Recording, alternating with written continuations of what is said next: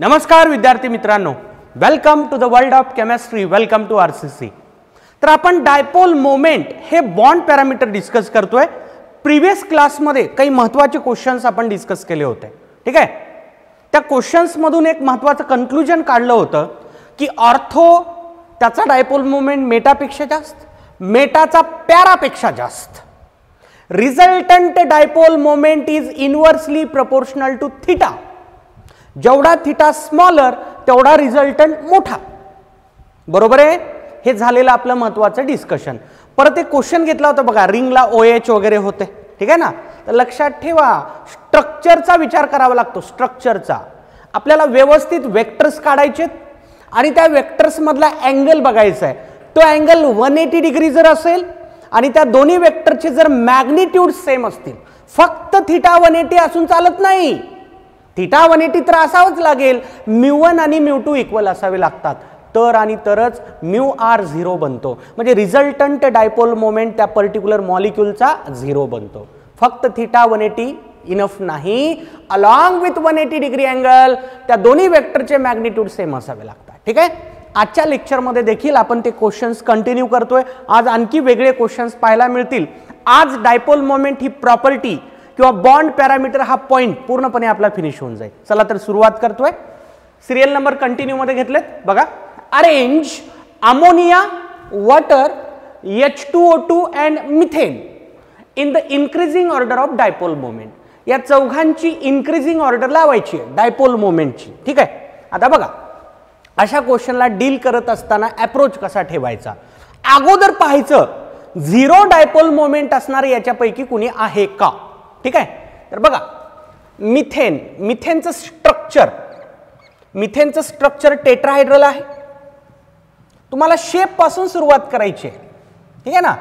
आता इथं वेक्टर्स मी फटाफट दाखवतो हा। कार्बन कडे असतील, कार्बन मोर इलेक्ट्रोनिगेटिव्ह असल्यामुळे, ठीक आहे ना। या तिघांचा रिझल्टंट वर जाईल, हे याला कॅन्सल करून टाकेल। याचा रिझल्टंट किती येतो रे? 0 येतो, ठीक आहे का। मिथेन 0 आहे। अमोनिया, वॉटर, H2O2 हे नॉन 0 आहेत। कसं सर, डायरेक्टच कसं म्हणताय? अरे सांगितले तुम्हाला, लोन पेअर असणारे सगळे मॉलिक्युल्स त्याचा रिझल्टंट नॉट इक्वल टू 0 असतो, एक्सेप्ट दिस टू।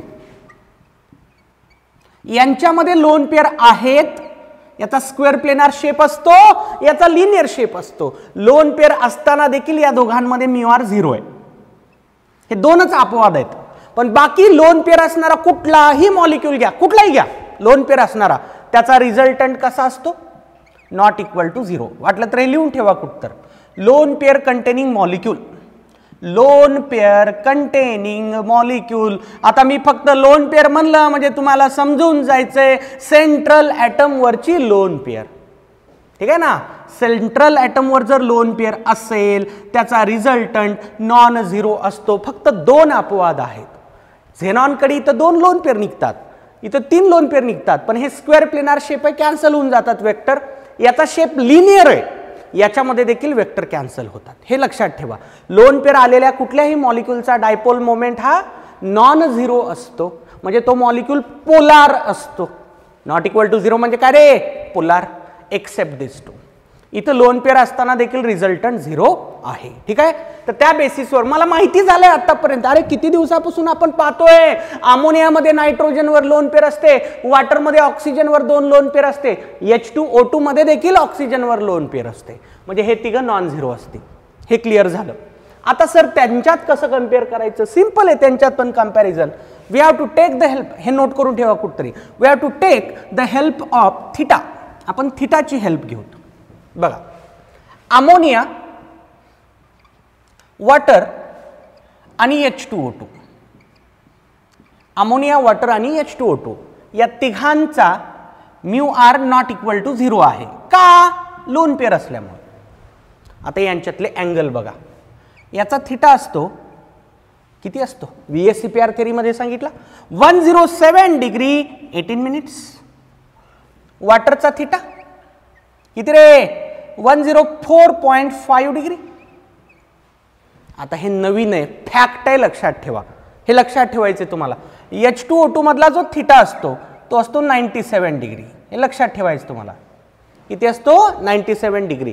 H2O2 ची डिटेल स्टडी तुम्हाला 11वीच्या सिलेबसमध्ये आहे. हायड्रोजन अँड इट्स कंपाऊंड एक टॉपिक आहे 11वीच्या सिलेबसमध्ये. तिथं तुम्हाला H2O2 चं डिटेल्ड मध्ये स्ट्रक्चर स्टडी करायचंय. तिथं तुम्हाला तिथला अँगल वगैरे लक्षात येईल. सध्याला लक्षात ठेवा की H2O2 मध्ये बॉन्ड अँगल किती असतो रे? 97 डिग्री असतो. म्हणजे वेक्टर मधला अँगल इथं 97 बनतो. सध्याला एवढं लक्षात ठेवायचं. ठीक आहे. आता आपण एक रिलेशन पाहिलेलं आहे. काय रे? कायम लक्षात ठेवा, mu resultant is inversely proportional to theta. हे सांगितले तुम्हाला मी. ते ऑर्थो मेटा पॅराच्या वेळेस प्रूव्ह करून दाखवलं होतं. म्यू रिझल्टंट हा कॉस थिटाला डायरेक्टली प्रोपोर्शनल असतो, पण कॉस थिटा आणि थिटा इनव्हर्स असतात. कॉस थिटा आणि थिटा इनव्हर्स असतात. म्हणून mu resultant inversely proportional to theta. बघा मग आता जिथं अँगल कमी त्याचा डायपोल मोमेंट जास्त. जिथं अँगल कमी त्याचा डायपोल मोमेंट जास्त. इथं अँगल 107, इथं 104, तिथं 97. म्हणजे या तिघांमध्ये सगळ्यात जास्त कोण असेल रे बाबा? H2O2 असेल. त्यानंतर कोण असेल? H2O असेल. त्यानंतर कोण असेल? NH3 असेल. तर या तिघांसाठी मी हे रिलेशन वापरलं. ठीक आहे. आता राहिला प्रश्न मिथेनचा. संपलं ना. मिथेनचा तर रिझल्टंट किती आहे? 0 आहे. या तिघांचा नॉन 0 आहे. म्हणजे या ऑर्डर मध्ये लोएस्ट कोण असेल रे? मिथेनच असेल. संपलं. आता एखादं लगेच म्हणाल सर तुम्ही याचा पण अँगल धरा. अरे गरज नाही ना याचा अँगल धरण्याची. मला माहिती आहे याचा अँगल 109 डिग्री 28 मिनिट असतो, पण गरजच नाही याचा अँगल धरण्याची, कारण हे सिमेट्रिकल टेट्राहायड्रल मॉलिक्यूल आहे. ऑल सिमेट्रिकल म्हणजे सारखी सराउंडिंग ॲटम. बघा सगळे हायड्रोजन आहेत. All symmetrical tetrahedral molecules possess mu r equal to 0. All symmetrical tetrahedral molecules. What is symmetrical? Surrounding atom same. बघा सगळे हायड्रोजन आहेत. All symmetrical tetrahedral molecule possess mu r equal to 0. ठीक आहे ना. तर आपल्याला इन्क्रीजिंग ऑर्डर विचारलेली होती. ही असेल इन्क्रीजिंग ऑर्डर. या तिघांमध्ये विशेष करून लक्षात घ्या, मी हेल्प घेतली थिटाची या रिलेशनची. Mu are inversely proportional to theta. ठीक आहे का. काही जण थोडंसं एक्स्ट्राच विचार करतात. आता बघा मी एक सांगतो तुम्हाला, MOT मध्ये मी बॉन्ड ऑर्डरशी कनेक्टेड एक ऍप्लिकेशन सांगितलं होतं. Thermal stability directly proportional to bond order. बरोबर आहे. Thermal stability directly proportional to bond order. आणि परत मी म्हणलं if bond order is equal, then thermal stability is not same. Thermal stability ही बॉन्ड ऑर्डरला जरी डायरेक्टली प्रोपोर्शनल असली, बॉन्ड ऑर्डर इक्वल असल्यानंतर थर्मल स्टॅबिलिटी सेम नसते. तर त्याच्या दोन केस सांगितल्या होत्या. जर एकाच इलेमेंटचे स्पेसिस असतील then thermal stability inversely proportional to anti bonding molecular orbital electrons. आणि जर डिफरंट इलेमेंटचे स्पेसिस असतील thermal stability inversely proportional to atomic size. म्हणलं होतं असं. बॉन्ड ऑर्डर इक्वल असताना थर्मल स्टॅबिलिटी सेम नसते. त्याच्या दोन केस लिहून दिल्या सगळ्यांनी नोटबुकमध्ये बघा. तर मला एक असा डाऊट आला, सर H2 प्लस आणि H2 मायनस, ठीक आहे, यांच्यात सगळ्यांची बॉन्ड ऑर्डर सेम नाही, मग तुम्ही तो रूल कशासाठी घेताय? यांच्या बॉन्ड ऑर्डर काढल्या तर अशा येतात. ठीक आहे, ट्रिकने येतात. याची येते 1, याची येते 0.5 आणि याची पण येते 0.5. लक्षात घ्या, thermal stability directly proportional to bond order म्हणलंय आपण. ज्याची बॉन्ड ऑर्डर ग्रेटेस्ट त्याची थर्मल स्टॅबिलिटी हायेस्ट. म्हणजे ऑटोमॅटिकली H2 तर हायेस्ट झाला ना. H2 हायेस्ट झाला. आता प्रश्न उरतो या दोघांचा, H2 प्लसचा आणि H2 मायनसचा. हे इक्वल घ्यायचे का? तर नाही, इक्वल नाहीत घ्यायचे. तर या दोघांसाठी तो रूल काम करतो. कुठला? हे दोघं एकाच इलेमेंटचे स्पेसिस आहेत, मान्य. हायड्रोजनचाच आहे, हा पण हायड्रोजनचाच आहे. इथं तो रूल काम करतो. Thermal stability inversely proportional two electrons present in anti bonding molecular orbital. त्या बेसिसवर H2+ ची स्टॅबिलिटी H2- पेक्षा जास्त होते. ठीक आहे ना. तो रूल फक्त या दोघांसाठी लावायचा, याला लावायची गरज नाही ना. नाही गरज. का नाही गरज? अरे याची बॉन्ड ऑर्डर तर ऑलरेडी 1 आहे ना. हायेस्ट थर्मल स्टॅबिलिटी तर याचीच असेल. जिथं बॉन्ड ऑर्डरचा टाय झाला, जिथं बॉन्ड ऑर्डरची इक्वॅलिटी आलेली दिसली, तिथं मग ते 2 रूल तुम्हाला अप्लाय करावे लागतात. पाहायचंय तुम्हाला की ते दिलेले स्पेसिस एका इलेमेंटचे आहेत का. जर एका इलेमेंटचे असतील तर मग inversely proportional two electrons in anti bonding तो रूल. आणि जर डिफरंट इलेमेंटचे दिसले, ते पण एक्झाम्पल घेतले बघा नोटबुक सगळेजण, H2B2 Li2 ते एक्झाम्पल घेतलं होतं. जर डिफरंट इलेमेंटचे स्पेसिस असतील तर inversely proportional to atomic size. जिथं बॉन्ड ऑर्डर इक्वॅलिटी आली ना तिथंच अडचण येणार आहे ना. तसंच इथं मी म्हणतोय याला तुम्ही याच्या कॉम्पिटिशन मध्ये आणण्याचं काही कारणच नाही. याचा रिझल्टंट तर ऑलरेडी 0 आहे. इथं थिटा कशाला विचारात घेतो, कशाला डोकं आपलं त्याच्यामध्ये खर्च करायचं. याचा रिझल्टंट ऑलरेडी 0. हा इथं थिटा वापरा, कारण या तिघांचा रिझल्टंट नॉट इक्वल टू 0 आहे. कसा नॉट इक्वल टू 0 आहे? कारण या सगळ्यांच्या सेंट्रल ॲटमवर लोन पेअर आहे. सेंट्रल ॲटमवर लोन पेअर आल्यानंतर रिझल्टंट हा नॉट इक्वल टू 0 असतो. 2च त्याला एक्सेप्शन सांगितले, XeF4 आणि XeF2. सेंट्रल ॲटमवर लोन पेअर असताना देखील त्यांचा रिझल्टंट 0 येतो. ठीक आहे ना. तर बघा क्वेश्चन मध्ये मिक्सचर असतं रे. काही एक्झाम्पल्सला एखादा रूल काम करत असतो, काही एक्झाम्पल्सला दुसरा रूल काम करत असतो, काही एक्झाम्पलला तर तिसरा पण रूल काम करत असतो. ठीक आहे ना. आपल्याला काय वाटतं, दिलेल्या क्वेश्चन मधल्या सगळ्या एक्झाम्पलला एकच रूल काम करावं, तेवढं सोपं नसतंय. लय करावं लागतंय, एवढं सोपं नसतंय. ठीक आहे का. आलं ना क्वेश्चन लक्षात. मग हे झालं तुमचं फायनल आन्सर. हे असंच बोललो होतो मी. ठीक आहे ना. या डिस्कशनचा ना आपल्या क्वेश्चनचा काही अर्थार्थी संबंध नव्हता. नोट करा. पाहता नेक्स्ट क्वेश्चन.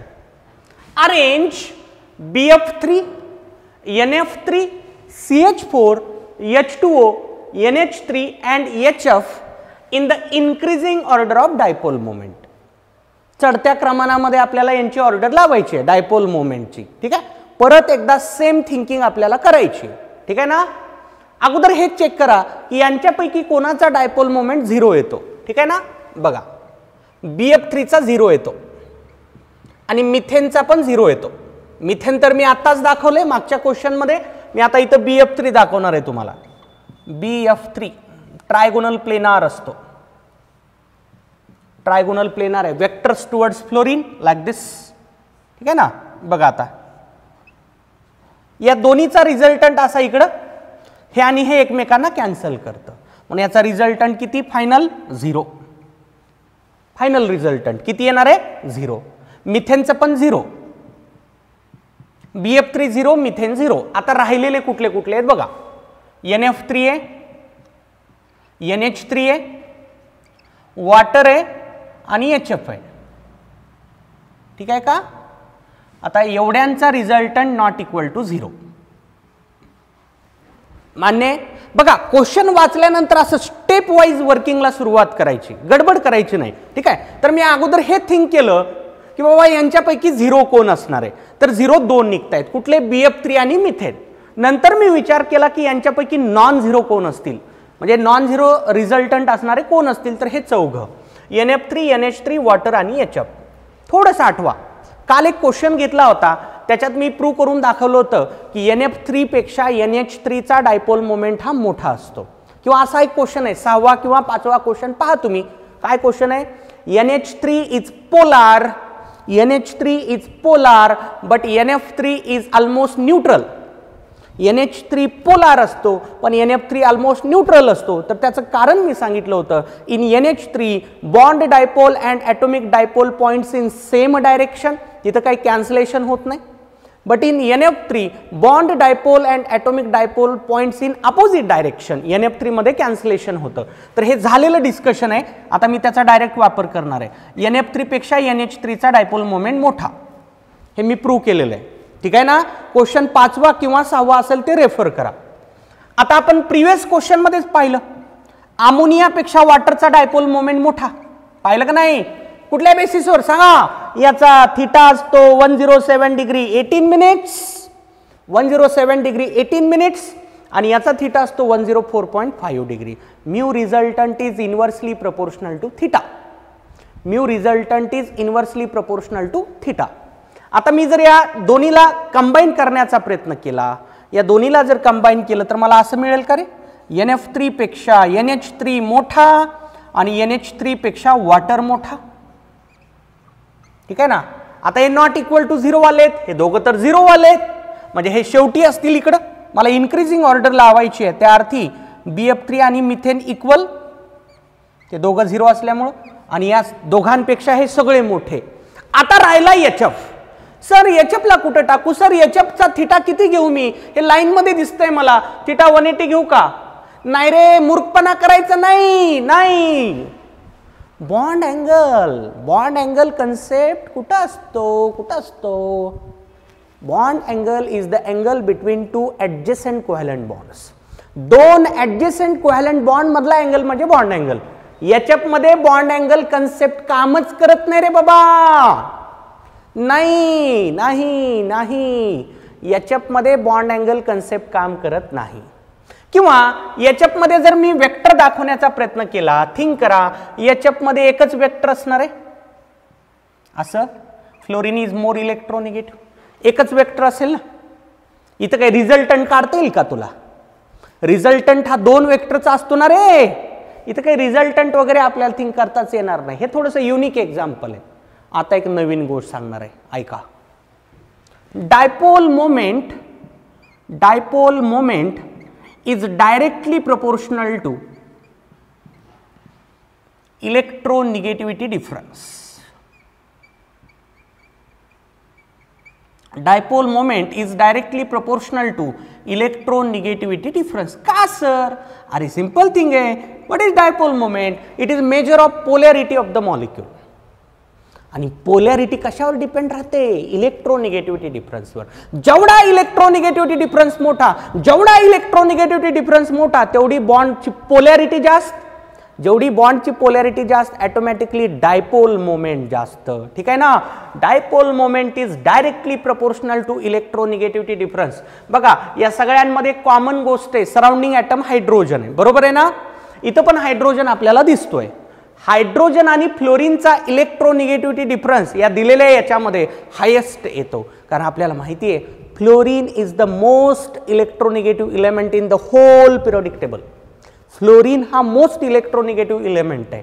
तर H आणि F या दोघांमधला जो बॉन्ड असतो हा हायली पोलार असतो. हायली पोलार बॉन्ड असतो. हायली पोलार असल्यामुळं याचा डायपोल मोमेंट हा खूपच जास्त असतो. OH बॉन्डच्या कंपॅरिझनमध्ये HF बॉन्डची पोलॅरिटी जास्त असते. त्यामुळं HF हा सगळ्यात जास्त असेल का, तर इथून. मग सर इथं पण अप्लाय करा की काय होतंय. नाही रे बाबा, इथं एकापेक्षा जास्त वेक्टर असणार हे एक्झाम्पल आहे. इथं रिझल्टंटच काढत बसावं लागणार आहे, कारण या सगळ्यांमध्ये एक वेक्टर नाही. HF मध्ये एक वेक्टर आहे. इथून पुढे लक्षात ठेवा, एक वेक्टर असणारा स्पेसिस दिला, एकच वेक्टर असावा. आता HF सारखं दुसरं एक्झाम्पल सांगतो तुम्हाला, HCl. आता तुम्हाला कम्पेअर करायचं, समजा HF आणि HCl मध्ये डायपोल मोमेंट कोणाचा जास्त, नक्कीच HFचा जास्त. कारण हायड्रोजन क्लोरीन बघा, हायड्रोजनची इलेक्ट्रोनिगेटिव्हिटी 2.1, क्लोरीनची किती रे 3, हायड्रोजनची 2.1, फ्लोरीनची किती 4. आता बघा हा रूल वापरा, dipole moment directly proportional to electronegativity difference. इथला डिफरन्स किती येतो 0.9 येतो. मॅग्निट्यूड धरायचं असतं, सांगितलंय तुम्हाला, फक्त मॅग्निट्यूड धरायचं, 0.9 येतो. इथला डिफरन्स किती येतो 1.9 येतो. म्हणून HFचा डायपोल मोमेंट हा HCl पेक्षा जास्त असेल. HFचा डायपोल मोमेंट हा HCl पेक्षा जास्त असेल. आलं का लक्षात. जिथं एकच वेक्टर आहे असं वाटलं, एकच वेक्टर, आता इथे एकच वेक्टर असणार, एकच बॉन्ड म्हणजे एकच वेक्टर, तिथं मग इलेक्ट्रोनिगेटिव्हिटी डिफरन्सची हेल्प घ्यायची. हां, इथं नाही आणायचं इलेक्ट्रोनिगेटिव्हिटी, सगळंच बोंबलू नका. ठीक आहे, याचं त्याला त्याचं याला करायचं नाही. इथं रिझल्टंट सरळ सरळ काढता येतो आपल्याला. त्याचा शेप बघायचा. HFचा शेप वगैरे नसतो रे. एक बॉन्डचा काय शेप दाखवणार आहेस तू. HF मध्ये मी काय तुम्हाला हायब्रिडायझेशन शिकवलंय का HFचं? नाही. HF साठी हायब्रिडायझेशन कन्सेप्टची गरजच नाही. HF मधला बॉन्ड हा प्युअर ॲटॉमिक ऑर्बिटल्सच तयार करतात. हे ओल्ड VBT मधूनच तयार होतं. याचा एस ऑर्बिटल येतो, याचा पी ऑर्बिटल येतो, sp ओव्हरलॅप सांगितलं, sp ओव्हरलॅप आठवत आहे, sp ओव्हरलॅप, इथं पण sp ओव्हरलॅप. पण इकडं हायब्रिडायझेशन व्हावंच लागतं, त्याशिवाय त्यांची जॉमेट्री किंवा त्यांचा अँगल हा एक्सप्लेन केला जाऊ शकत नाही. याच्यात बॉन्ड अँगल एक्झिस्टच करत नाही, त्यामुळे इथं थिटा आणूच नका. इथं काय आणायचं, dipole moment directly proportional to electronegativity difference. This is also very very important example. हे देखील एका जेईच्या एक्झाममध्ये आलेलं आहे. ठीक आहे का, इथपर्यंत ठीक आहे. याच्यासाठी ते ॲडिशनल लक्षात ठेवा. ओके, नोट करा. पुढचा क्वेश्चन हा खूपच फेमस क्वेश्चन आहे, डायपोल मोमेंट या पॉइंटचा. खूपच भारी क्वेश्चन आहे हा, व्हेरी इम्पॉर्टंट. ठीक आहे, पहा. अरेंज मिथेन मिथिल क्लोराइड, ठीक आहे ना, मिथिलीन क्लोराइड, मिथायलीन क्लोराइड, ठीक आहे, किंवा याला क्लोरोफॉर्म म्हणतात साध्या भाषेत. काय म्हणतात, chloroform. This is chloroform and carbon tetrachloride in the increasing order of dipole moment. यांची सगळ्यांची इन्क्रीजिंग ऑर्डर लावायची डायपोल मोमेंटची. परत अप्रोच तोच, we have to look into shapes. शेप्सचा विचार करू आपण. बघा, मिथेन, मिथेन कसा असतो, टेट्राहायड्रल असतो. तुम्ही काय करा, या सगळ्यांचे हायब्रिडायझेशन्स फाइंड करा किंवा कोड नंबर काढा. या सगळ्यांचा कोड नंबर तुम्हाला आलेला दिसेल 440. 440 म्हणजे काय येईल रे बाबा, 4 म्हणजे sp3, 4 bond pair, 0 lone pair. Tetrahedral येतात, सगळेच्या सगळे टेट्राहायड्रल येतात. हा झाला मिथेन. आता मी तो काढणार आहे शेवटचा, CCl4. CCl4, ठीक आहे, CCl4. हे सिमेट्रिकल झालं, म्हणजे सराउंडिंग ॲटम सारखे आहेत, हे सिमेट्रिकल CCl4. ठीक आहे का. हां, आता मी लिहिणार आहे हा CHCl3, 3 क्लोरीन असणारा. बघा, एक क्लोरीन, दुसरा क्लोरीन, तिसरा क्लोरीन आणि हा हायड्रोजन, CHCl3 झाला. ठीक आहे. आता लिहितो हा 2 क्लोरीन असणारा, 2 क्लोरीन असणारा. बघा, 2 क्लोरीन असणारा, एक क्लोरीन, दुसरा क्लोरीन, 2 हायड्रोजन. आता राहिला लास्ट कुठला, हा सॉरी हा CH3Cl. CH3Cl बघा, Cl H व्यवस्थित लक्षात घ्या रे, खूप भारी क्वेश्चन आहे. चला इथं वेक्टर्स दाखवू आपण. ठीक आहे, हे towards carbon, towards carbon, towards carbon, towards carbon. ठीक आहे, मान्य, सगळे वेक्टर्स आयडेंटिकल आहेत. आता इथं बघा, हे सगळे वेक्टर क्लोरीनकडे. Chlorine is more electronegative than carbon. Chlorine is more electronegative than carbon. ठीक आहे, इथं बघा, आता chlorine is more electronegative than carbon. So like this, vector towards chlorine. हे वेक्टर मात्र उलट असेल, असं, टुवर्ड्स कार्बन, टुवर्ड्स कार्बन. मान्य, ओके. हां, इथं पण कार्बन हायड्रोजन दाखवतो अगोदर, हे टुवर्ड्स कार्बन असेल, टुवर्ड्स कार्बन. हे towards chlorine. Chlorine is more electronegative than carbon, but carbon is more electronegative than hydrogen. संपलं. ठीक आहे, towards chlorine, towards carbon.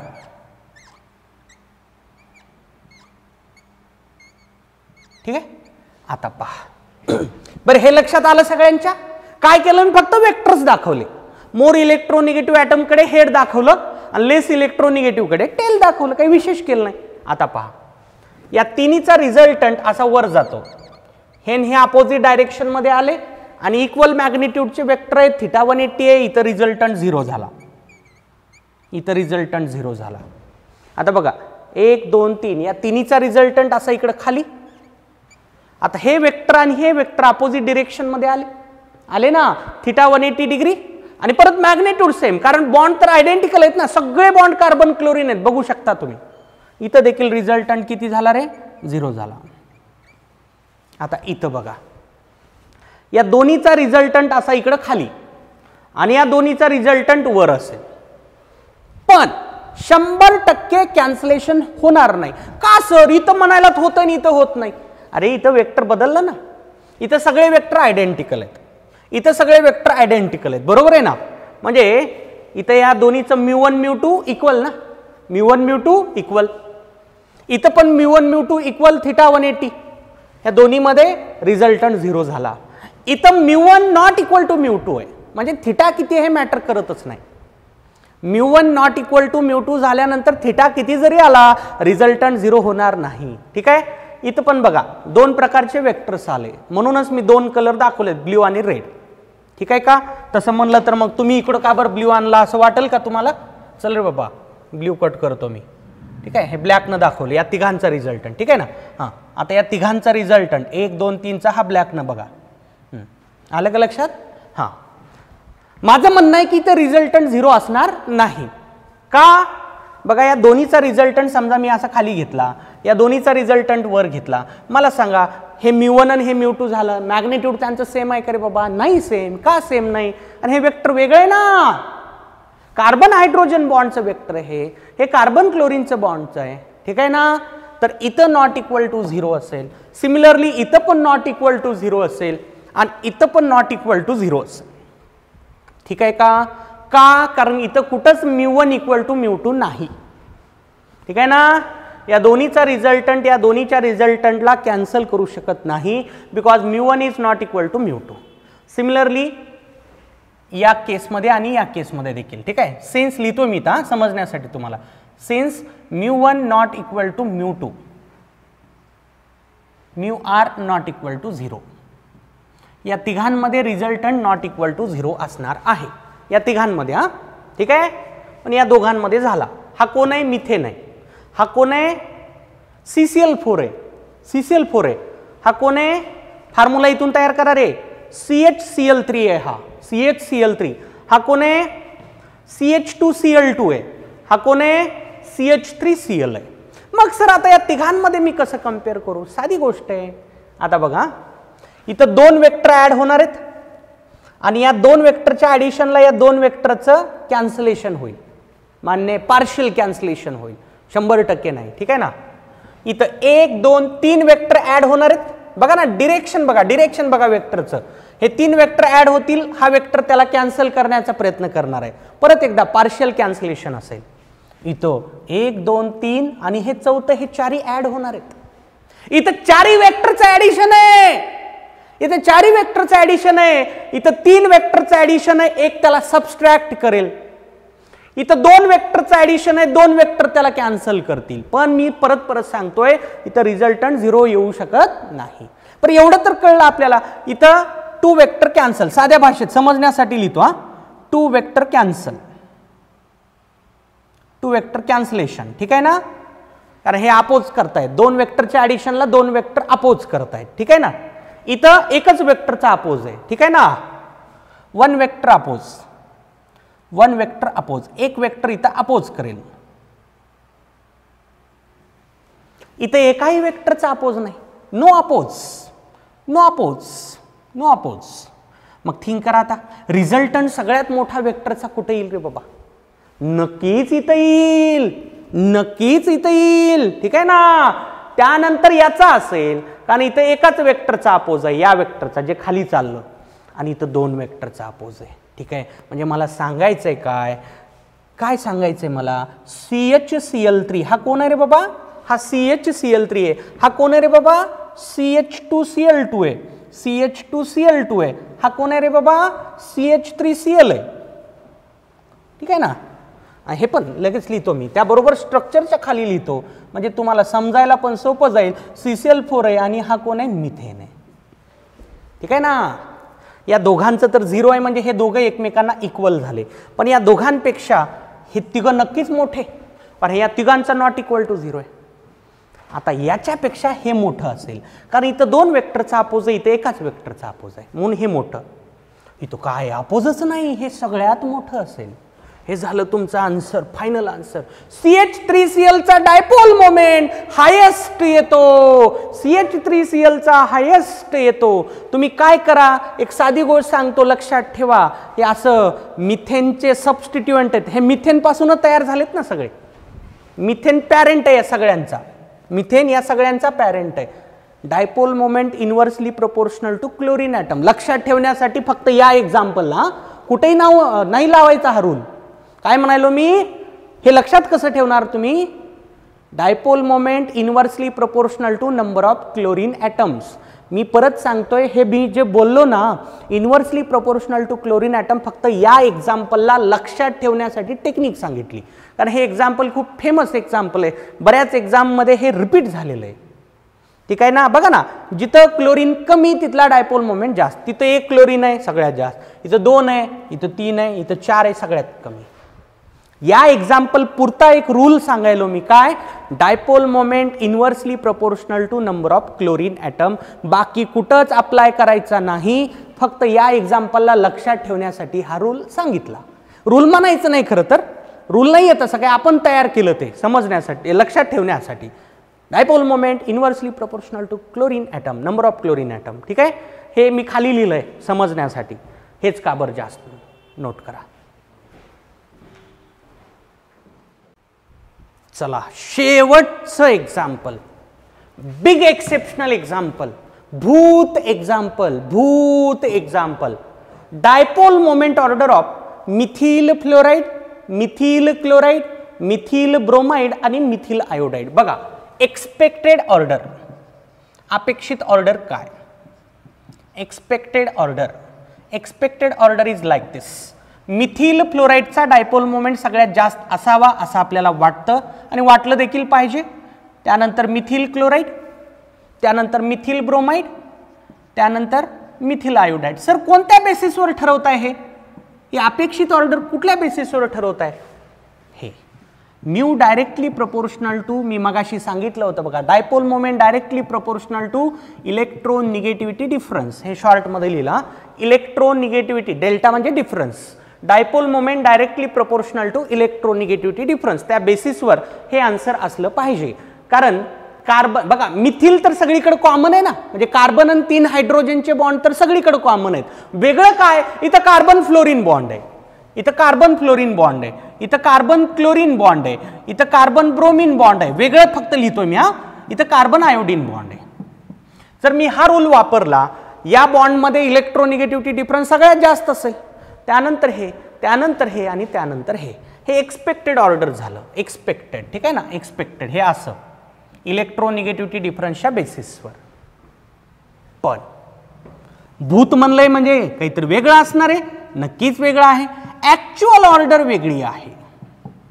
Actual order बघा काय आहे, आणि तुम्हाला ही लक्षात ठेवायची. मिथिल क्लोराईड, त्यानंतर मिथिल फ्लोराईड, त्यानंतर मिथिल ब्रोमाइड आणि सगळ्यात कमी कोण रे, मिथिल आयोडाइड. झालं बाबा, हे आलं आणखी एक एक्सेप्शन.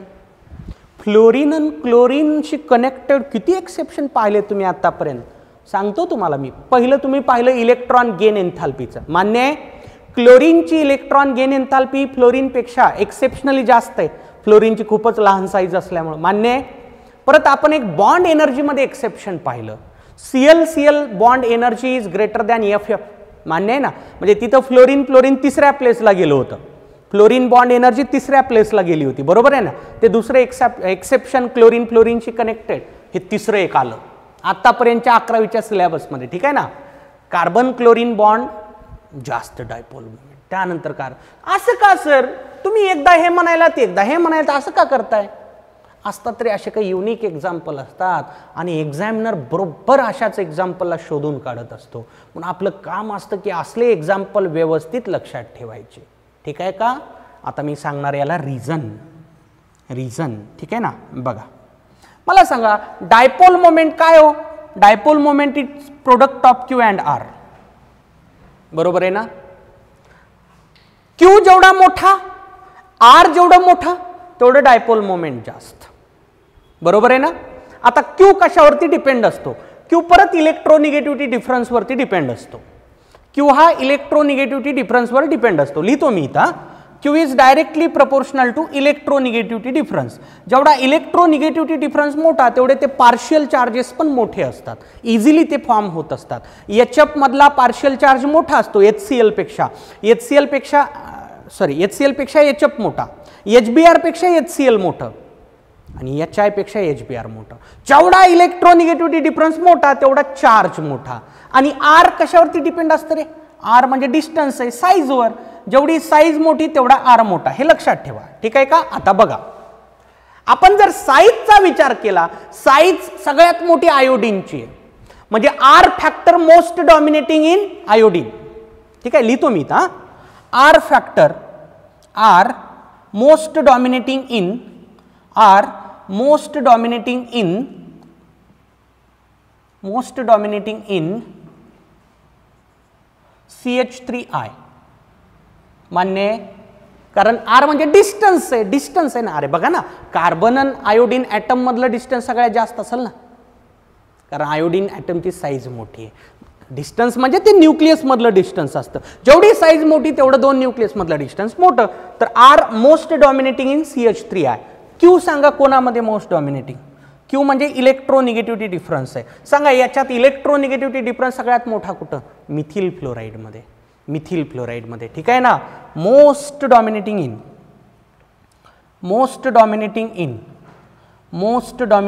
In CH3F. आता झालं काय बघा, मला हा गुणाकार थिंक करायचा आहे.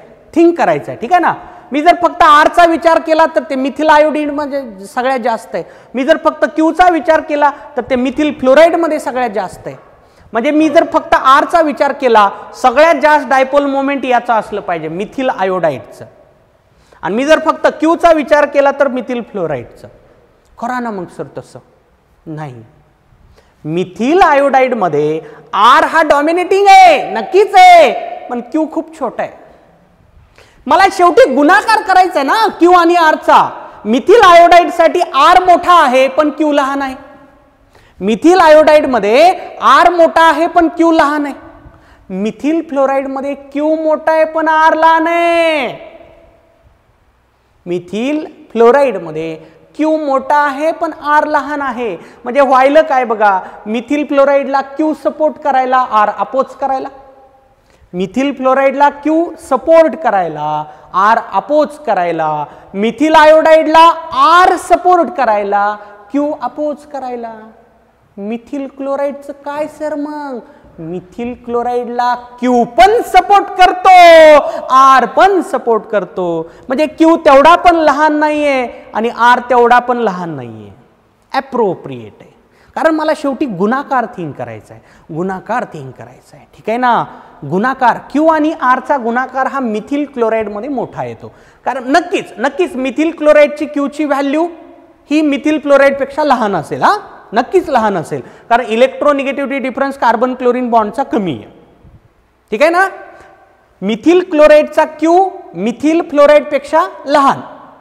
मिथिल क्लोराईडचा R मिथिल आयोडाईड पेक्षा परत लहान. पण मी म्हणायलो काय लक्षात घ्या, आपल्याला हा गुणाकार धरायचा ना, गुणाकार धरायचा आहे. तर मिथिल फ्लोराईड मध्ये R अपोज करतो आणि मिथिल आयोडाईड मध्ये Q अपोज करतो. पण मिथिल क्लोराईड साठी Q आणि R च्या व्हॅल्यू ॲप्रोप्रिएट असतात. ठीक आहे, लिहितोय मी इथं. In methyl chloride the values of Q and R, the values of Q and R are appropriate. म्हणजे जास्त कमी पण नाही आणि जास्त एकदम जास्त पण नाही. ॲप्रोप्रिएट आहेत. ठीक आहे, लक्षात येते का? ॲप्रोप्रिएट आहेत. ठीक आहे. माझं म्हणण्याचं तात्पर्य लक्षात घ्या. तुम्ही जर डाव्या बाजूला आलात तर इकडं Q वाढतो डाव्या बाजूला, आणि उजव्या बाजूला गेलात तर R वाढतो. म्हणजे ही Q ची ऑर्डर आहे. इकडं Q वाढतो आणि इकडं R वाढतो. Q सगळ्यात जास्त याचा आणि R सगळ्यात जास्त याचा. पण आपल्याला तर Q आणि R चा गुणाकार करायचा ना. मिथिल फ्लोराईड मध्ये Q खूप मोठा आहे पण R खूप लहान आहे, म्हणून तो गुणाकार मिथिल फ्लोराईडचा कमी झाला. मिथिल क्लोराईड मध्ये कसं आहे, Q पण चांगलं आहे, R पण चांगलं आहे, ॲप्रोप्रिएट आहे. तेच लिहिलं मी. In methyl chloride the values of Q and R R appropriate. त्यामुळं हा जो गुणाकार आहे ना डायपोल मोमेंट तो मिथिल क्लोराईडमध्ये सगळ्यात जास्त आहे. ठीक आहे का? तर लक्षात ठेवा. ज्याला हे मी बोललेलं काहीच कळलं नाही त्यांनी एक काम करायचंय, जस्ट रिमेंबर दिस, फक्त एवढं लक्षात ठेवा. ज्याला मी बोललेलं काही कळलं नाही ना, नाही कळलं काही अडचण नाही, तुला परीक्षेमध्ये फक्त ही ऑर्डर लिहिता आली पाहिजे, एवढं पाठ करून ठेवा. तुम्ही एक नोटबुक करा, जेवढे एक्सेप्शन्स निघतायत ना प्रत्येक टॉपिकमध्ये ते सगळे त्या नोटबुकमध्ये नोट डाऊन करा. ठीक आहे ना? शेवटी तुम्हाला जेव्हा तुम्ही नीट एक्झाम फेस करणार आहेत ना किंवा जेई एक्झाम फेस करणार आहेत ना, शेवटी रिव्हिजनला तुम्हाला हेच मदत करणार आहे. ठीक आहे ना? हां, ज्याला हे बोललेलं काही कळलं नाही ना, बस एवढं लक्षात ठेवा. ठीक आहे? समजलं असेल तर आणखी चांगली गोष्ट आहे. ओके, आता आपण पोहोचतोय डायपोल मोमेंटच्या शेवटच्या डिस्कशनकडे. डिस्कशन आहे applications of dipole moment. Dipole moment या प्रॉपर्टीचे काय ॲप्लिकेशन्स आहेत? तर 2 ॲप्लिकेशन्स आपल्याला स्टडी करायचे आहेत. त्यामध्ये हे पहिलं, to predict whether given molecule possess permanent dipole moment or not. दिलेल्या मॉलिक्यूलकडे परमनंट डायपोल मोमेंट आहे का नाही. ठीक आहे का? बघा अर्थ लक्षात घ्या. CO2 चा विचार करू आपण. CO2 चं स्ट्रक्चर कसं असतं रे? लिनियर असं, C double bond O, C double bond O. ठीक आहे. एक दुसरं मी एक्झाम्पल कन्सिडर करतो, वॉटर. ठीक आहे ना? वॉटर असा V शेप, हे असं. ठीक आहे ना? बघा, कार्बन ऑक्सिजन बॉन्ड हा पोलार बॉन्ड असतो, म्हणजे इथं वेक्टर असं दाखवता येतो, इथं हे असं दाखवता येतं.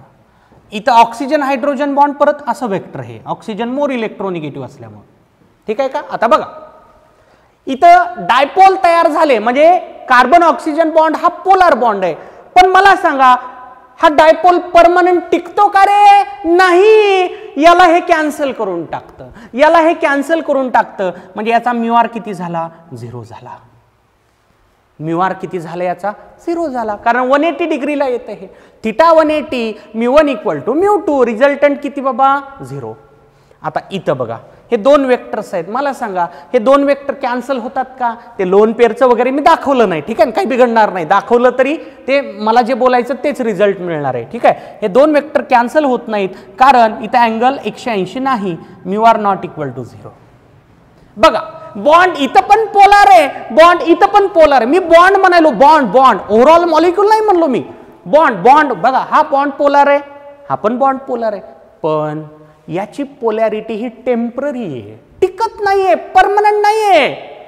थोड्या वेळासाठी हा बॉन्ड पोलार झाला होता, पण याची पोलॅरिटी कॅन्सल केली. या बॉन्डची पोलॅरिटी या बॉन्डनं कॅन्सल करून टाकली. तर असे जे डायपोल असतात याला म्हणायचं टेम्पररी डायपोल. हे झालं टेम्पररी, टिकत नाहीये. पण या बॉन्डच्या पोलॅरिटी टिकतायत, कारण हे कॅन्सल होत नाहीये ना. तर असे जे मॉलिक्यूल असतात याला म्हणायचं परमनंट डायपोल मोमेंट असणारे मॉलिक्यूल. याच्याकडे परमनंट डायपोल मोमेंट आहे. कोणाकडे? वॉटरकडे. CO2 कडे टेम्पररी आहे, थोड्या वेळापुरतं आहे. असा प्रश्न असतो बघा, in which of the following bond is polar but overall molecule is non polar. Bond polar आहे पण ओव्हरऑल मॉलिक्यूल कसं आहे? नॉन पोलार आहे. जिथं तुम्हाला वेक्टर दाखवता आलं तिथला बॉन्ड पोलार. आता इथं वेक्टर दाखवता आलं ना तुम्हाला, म्हणजे हा बॉन्ड पोलार आहे, पण ओव्हरऑल मॉलिक्यूल मी जर पाहिलं तर तो नॉन पोलार आहे. कारण μ इक्वल टू 0 म्हणजे काय? μ इक्वल टू 0 म्हणजे काय रे? नॉन पोलार मॉलिक्यूल झाला हा. CO2 कसा झाला? नॉन पोलार झाला. पण वॉटर कसा झाला? पोलार झाला. इथं बॉन्ड पण पोलार आहे, इथं बॉन्ड पण पोलार आहे, मॉलिक्यूल पण पोलार आहे. इथं बॉन्ड पोलार आहे, पण मॉलिक्यूल लिहितो मी हा. बॉन्ड पोलार,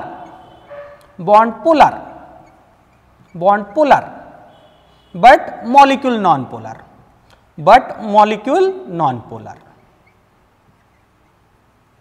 तुला वेक्टर दाखवता आलं म्हणजे बॉन्ड पोलार आहे. तुला दाखवता आलं ना वेक्टर, लेस इलेक्ट्रोनिगेटिव्ह, मोर इलेक्ट्रोनिगेटिव्ह, वेक्टर दाखवता आलं म्हणजे बॉन्ड कसा आहे? Bond polar but molecule non polar. हे इथं कसं आहे? Bond polar and also molecule polar. इथं बॉन्ड पण पोलार आहे, मॉलिक्यूल पण पोलार आहे, कारण बॉन्डची पोलॅरिटी टिकते, परमनंट आहे ती. इथं बॉन्डची पोलॅरिटी टेम्पररी आहे, हे याला कॅन्सल करते, ठीक आहे का? मग सर याच्यावर प्रश्न काय असतात? प्रश्न असेच असतात. तुम्हाला म्हणतील in which of the following molecule permanent dipole moment exist. तुला परमनंट डायपोल असं दिसलं ना, तू समजून जायचंय. काय समजून जायचंय? Mu R not equal to 0. बस एवढं तरी लक्षात ठेवा. परमनंट डायपोल असणे म्हणजेच mu R not equal to 0 असणे. परमनंट डायपोल कोणामध्ये आहे असं जर म्हणलं त्यांनी, तुला काय करायचंय? रिझल्टंट काढायचा. म्हणजे अगोदर त्याचा शेप ड्रॉ कर, त्याचा रिझल्टंट चेक कर. तो रिझल्टंट जर नॉट इक्वल टू 0 आला, परमनंट डायपोल. आणि जर रिझल्टंट 0 आला तर टेम्पररी डायपोल. उलट टेम्पररीचा क्वेश्चन नसतो. परमनंट डायपोल आहे म्हणजेच तो मॉलिक्यूल कसा आहे? पोलार आहे. म्हणजे खालीलपैकी कुठला मॉलिक्यूल पोलार, असाच प्रश्न म्हणता येईल त्याला. परमनंट डायपोल म्हणजे पोलार, परमनंट डायपोल म्हणजे मॉलिक्यूल पोलार, म्हणजेच रिझल्टंट कसा रे बाबा? Not equal to 0. बरं हे क्लिअर झालंय ना आतापर्यंत? म्यू आर इक्वल टू 0 आलं की मॉलिक्यूल कसा? मॉलिक्यूल कसा? Non polar. मॉलिक्यूल कसा? Non polar. मॉलिक्यूल कसा? Non polar. ठीक आहे ना? आणि रिझल्टंट जर नॉट इक्वल टू 0 झाला तर मॉलिक्यूल पोलार. तर मॉलिक्यूल पोलार. हे तर आपण सुरुवातीच्या पहिल्या लेक्चर पासून हे आपण डिस्कस करायलो. ठीक आहे ना? हे तर माहितीच पाहिजे. ठीक आहे ना? तुला क्वेश्चन दिसला, असा मला प्रश्न दिसला, समजा methane possesses permanent dipole moment or not. मी असा प्रश्न वाचला, मी काय करणार आहे? मिथेनचा म्यू आर किती ते बघणार. मिथेनचा म्यू आर हा 0 असतो. मिथेनचा म्यू आर 0 आहे म्हणजे त्याच्या टेम्पररी आहे डायपोल. आपल्याला परमनंट म्हणजे काय बघायचं? Not equal to 0. जसं वॉटरकडे परमनंट डायपोल मोमेंट आहे, कारण वॉटरचा म्यू आर कसा आहे? नॉट इक्वल टू 0 आहे. अमोनियाचा नॉट इक्वल टू 0 आहे. HFचा नॉट इक्वल टू 0 आहे. SF6चा 0 आहे. SF6चा 0 आहे म्हणजे त्याच्याकडे परमनंट डायपोल मोमेंट नाही. HCl4 mu R equal to 0 आहे. बघा बघा नोटबुक मध्ये बघा, हे घेतलेले एक्झाम्पल आहे. आलं का लक्षात? तुम्ही क्वेश्चन वाचलात की खालीलपैकी कुठं परमनंट डायपोल मोमेंट आहे, बस एवढं लक्षात ठेवा. बस बस बस एवढं लक्षात ठेवा. परमनंट डायपोल म्हणजे mu R not equal to 0 polar. Note करा, दिस इज फर्स्ट ऍप्लिकेशन.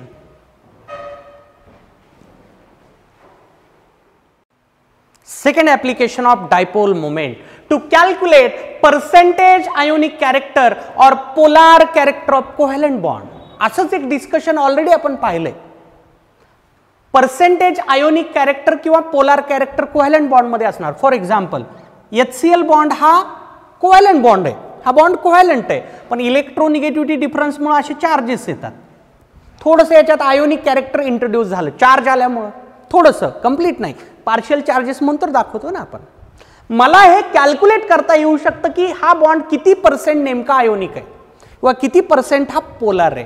तर आपण बघा थोडंसं पाठीमागं जाऊन हे डिस्कशन केलं होतं. Hany Smith equation, Hany Smith equation, ठीक आहे. असं होतं बघा, 16 चाय मायनस चाय बी प्लस 3.5 चाय मायनस चाय बी स्क्वेअर वगैरे वगैरे.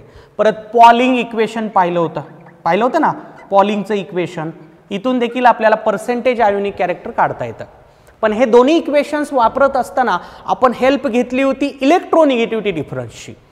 इलेक्ट्रोनिगेटिव्हिटी डिफरन्सचा यूज करून आपण पर्सेंटेज आयोनिक कॅरेक्टर किंवा पोलार कॅरेक्टर कोव्हॅलंट बॉन्डमध्ये असणारं काढू शकतो. हे पाहिलंय आपण.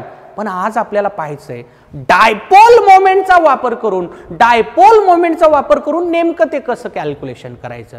कारण डायपोल मोमेंट हे पोलॅरिटीचंच मोजमाप आहे ना. डायपोल मोमेंटचा वापर करून आपण पोलॅरिटीज कॅल्क्युलेट करू शकतो ना. तेच पाहायचं आपल्याला कसं. ठीक आहे, तर लक्ष द्या व्यवस्थित. थोडासा न्यूमरिकल टाइप डिस्कशन आहे. ठीक आहे, पहा. Percentage ionic character, percentage ionic character formula लक्षात ठेवा तुम्ही.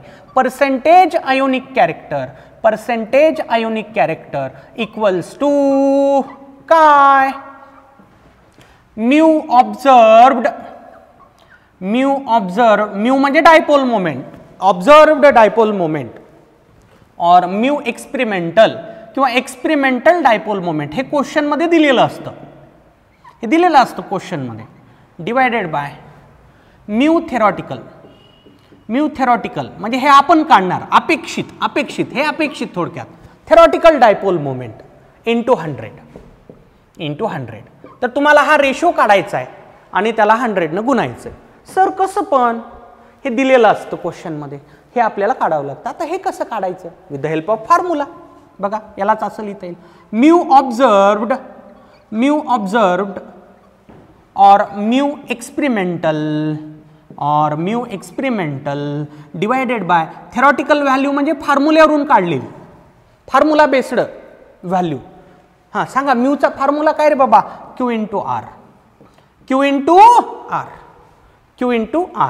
इंटू 100. तर आता बघा क्वेश्चनमध्ये तुम्हाला हे दिलेलं असतं ऑब्झर्व्ड डायपोल मोमेंट, हे आपल्याला काढायचं असतं. हा रेशिओ घ्या 100 गुणून टाका, तुम्हाला काय मिळून जाईल रे? Percentage ionic character.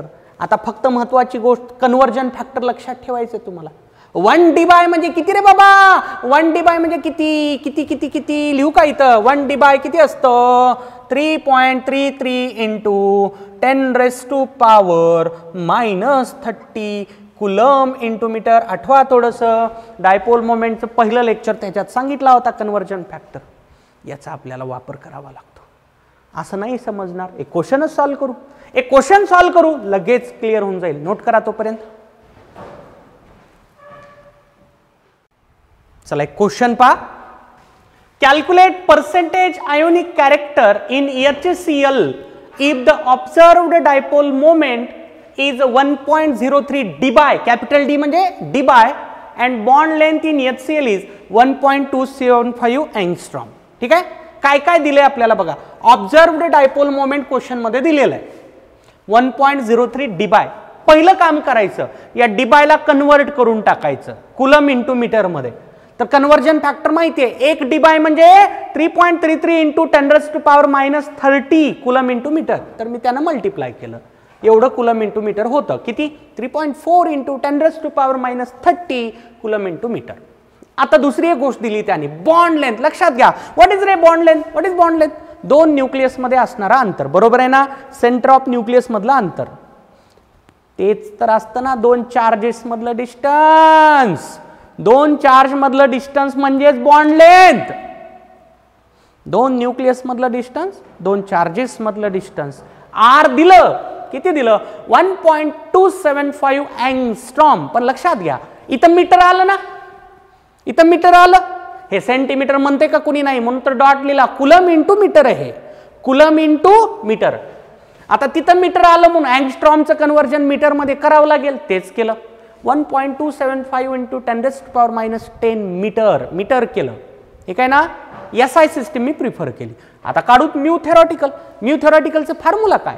Q into R. Q. आता क्यू इतकाच का घेतला? बघा HCl मध्ये कसे चार्जेस असतील? असे असतील, del plus del minus. What is the lowest value of charge? मला सांगा बरं. पॉइंट चार्ज कशाला म्हणतात? Point charge. लोएस्ट व्हॅल्यू चार्जची इतकीच आहे, 1.6 इंटू 10⁻⁻19 कुलम्स. किंवा लक्षात ठेवून टाका, डेल प्लस डेल मायनस अशी सिस्टीम जर असेल चार्जची तर किती घ्यायचा तुम्हाला क्यू? 1.6 into 10⁻⁻19 coulomb. कारण तो स्मॉलेस्ट चार्ज आहे, स्मॉलेस्ट चार्ज आहे युनिवर्स मधला. ठीक आहे ना? तर डेल प्लस आणि डेल मायनस साठी हे इथं लिहून ठेवतो मी. डेल प्लस आणि डेल मायनस आज जर दिसलं तुम्हाला एखाद्या मॉलिक्यूल मध्ये तर तिथं क्यू किती घ्यायचा? याचा क्यू किती घ्यायचा तुम्हाला? 1.6 इंटू 10⁻⁻19 कुलम्स. ठीक आहे, घेतला क्यू. आर तर त्यांनी दिलेलाच आहे बॉन्ड लेंथ. ठीक आहे, हा गुणाकार करायचा. 2.04 इंटू 10⁻⁻29 कुलम इंटू मीटर इतका येतो. वेळेअभावी मी डायरेक्ट लिहिलेले आहेत कॅल्क्युलेशन. ठीक आहे का? आता इथून पुढे बघा, आपल्याला काढायचे percentage ionic character. Percentage ionic character, percentage ionic character. Formula सांगितला मगाशी मी, म्यू ऑब्झर्व्ड और mu theoretical divided by mu theoretical into 100 असं सांगितलं ना फॉर्म्युला. थेरॉटिकल. ठीक आहे, थेरॉटिकल म्यू ऑब्झर्व्ड और mu experimental divided by mu theoretical, म्हणजे हे आपण काढलेलं फॉर्म्युल्याचा वापर करून, थेरॉटिकल इंटू 100. ठीक आहे ना? बघा म्यू ऑब्झर्व त्याने दिलेलं आहे, बघ किती आहे?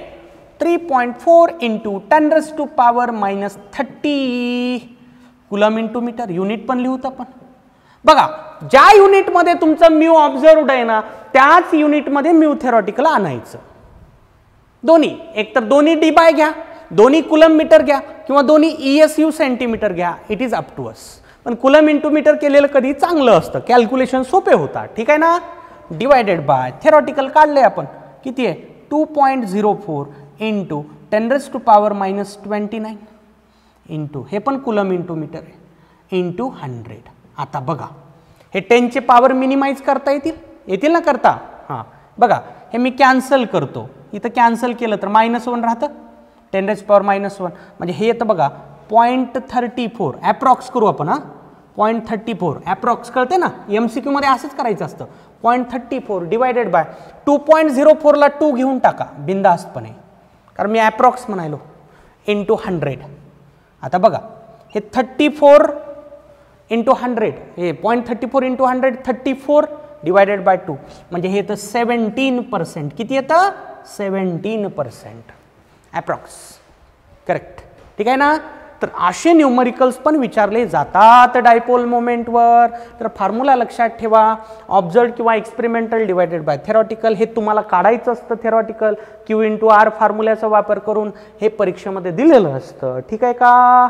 आता या फॉर्म्युल्याचा वापर करा. नाही आपण ते पाहिलेलं हॅनी स्मिथ काढून बघा तुम्ही, त्याचंही उत्तर 17% आसपासच आलंय का नाही बघा. HCLचा क्वेश्चन आहे वहीमध्ये सगळ्यांच्या. पाठीमागं जा, पाठीमागं. टू फाइंड पोलार कॅरेक्टर और आयोनिक कॅरेक्टर, किंवा हा कंटेंट बघा तुम्ही, पोलार और ionic nature of covalent bond. तिथं तुम्हाला हे कॅल्क्युलेशन दिसून जाईल. ठीक आहे का. Okay. So this is again one of the best application of dipole moment. 2 application पाहिले आपण. परमनंट डायपोल मोमेंट आहे का नाही त्याचं प्रेडिक्शन, म्हणजे μr किती नॉट इक्वल टू 0, आणि पर्सेंटेज आयोनिक कॅरेक्टरचा फॉर्म्युला लक्षात ठेवा, कन्वर्जन फॅक्टर लक्षात ठेवा. ठीक आहे का. This ends our discussion dipole moment and hence bond parameter. ठीक आहे ना. बॉन्ड पॅरामीटर हा पॉईंट आपला संपलाय. तर तुम्हाला जेवढे एक्झाम्पल्स मी घेतले त्याची लिहून प्रॅक्टिस करायची. माझे सगळे एक्झाम्पल जरी प्रॅक्टिस केले ना, एक्झाम फायनल एक्झाम मधला तुझा क्वेश्चन 100% बरोबर येईल. ठीक आहे का. RCC बुकलेटचे क्वेश्चन सॉल्व्ह करा. त्याचं हिंट अँड सोल्युशन ॲपवर अपलोड केलंय, पहा एकदा. ठीक आहे का. चला भेटूयात पुढच्या लेक्चरमध्ये. बाकी बरंच काही पाहायचंय. Back bonding, Bent's rule, Drago's rule. Thank you.